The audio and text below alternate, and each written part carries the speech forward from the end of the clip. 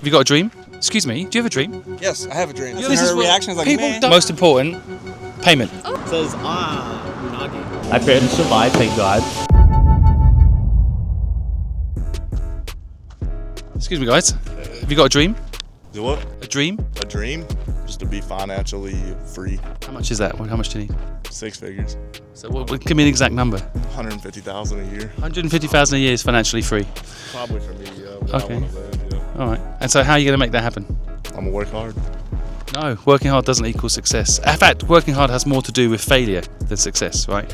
You work hard, you burn out. I think what it is like work on something you love so it doesn't feel like work.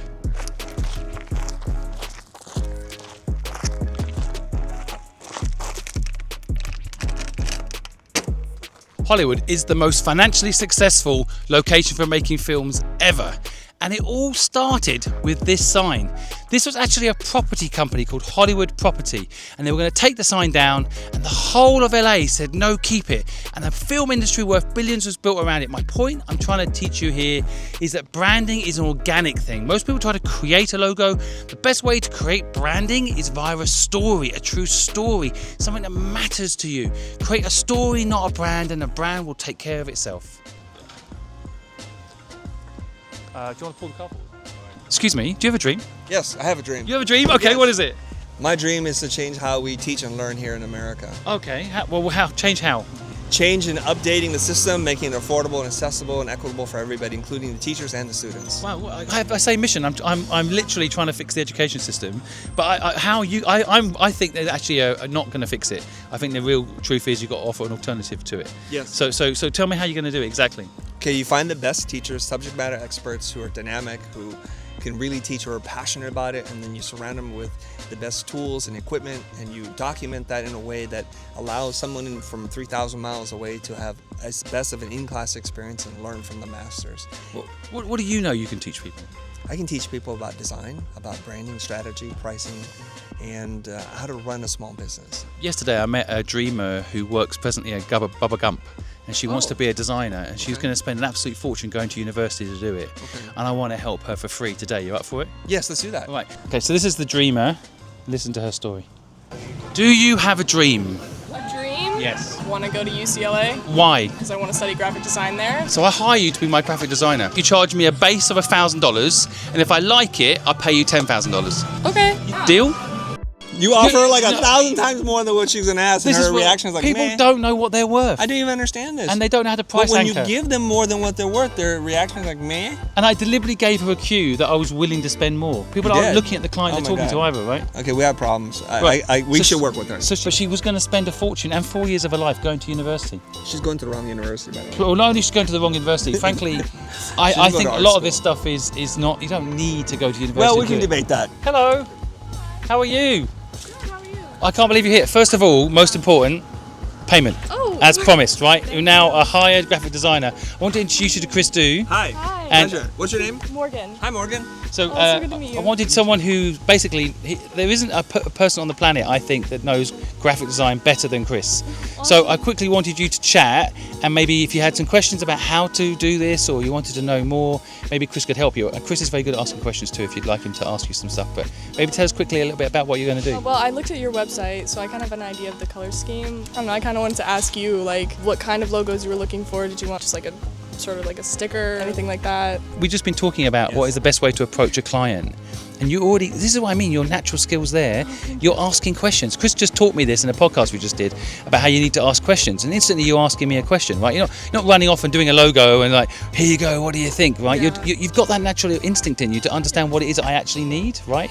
And here's the thing, I don't know. But it's just thinking like you, how long have you been in the business of doing graphic design? Almost 30 years. 30 years. And literally what you're saying now, he was just telling me as well about the symbolism, signs and elements. So, you know, you can be 30 years in the business and, you know, you've got an instinct in you to do this.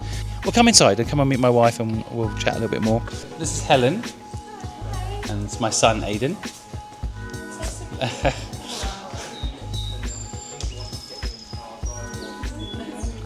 So Helen and I worked together for 20 years doing graphic design. And we built a graphic design studio, one of the most successful ones in Asia. So I thought I'd introduce you to Helen. I guess I have this kind of strong feeling that the best way to learn something is have a client, you do a project, which is how you learn.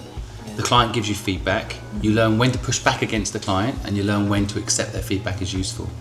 But you also learn the most important thing eventually, which is ask lots of questions to the client before you do the work. Yeah. You know, understand that client's need, like you were doing really naturally out there. You know, you have it naturally in you. That's why I'm like, if I didn't see it naturally in you, I'd say, sure, you need to go learn something that you don't know, but you have it naturally there in you. You know what I mean? So I just think you have a client, you'll learn much quicker as well, because it's real world. So whereas in school it's all theory, like you said, you've had some fake clients, but that will never teach you how to deal with a real client. Because I think as like creative people often like undersell themselves. Yeah. And then you sort of feel like, oh, you know, maybe my work wasn't good enough, and then you know, you maybe like discount or any of those sort of things. But in a way, I think sometimes it pushes you to do like better work. Yeah. Because you're not complacent. And I think one of the things for me, like, I knew that I always like would have to just keep checking, and if there was something that didn't feel right, even if I was like, okay, I'm gonna have to like redo all of this because there's like one small thing, like I would still do it because I felt like that was what made it special. Right. Bye. Yo! How you doing, man? How's it going? Are you a famous actor now? I'm still working on it. Still working on it. Still working on it. What, have you been in anything yet? Have you actually got yourself any parts? No, I haven't, but I'm still currently working on it. Okay. I want to make sure it happens. So, who would be your ideal person to meet to make your kind of career take off? I can DM them. I've discovered now, because I've got so many followers, people reply to me. I would say Matt LeBlanc. Matt LeBlanc. Friends. Okay, type his name in. I'm dyslexic. Type it in for me. Let me see. Matt LeBlanc. I feel like people probably want to see a bit of your acting. Yeah, I'm a big Friends fan. Okay. Yeah. So They must be making a remake of Friends. Surely they'll do a remake. You'd be Joey. Yeah, I can see it. Yeah. You know, that's how crazy I am. Look, you can actually see my license plate. It says, it says Nagi. You know. Oh, hi. Yeah. Wow, you are a big fan. But he doesn't have a main page.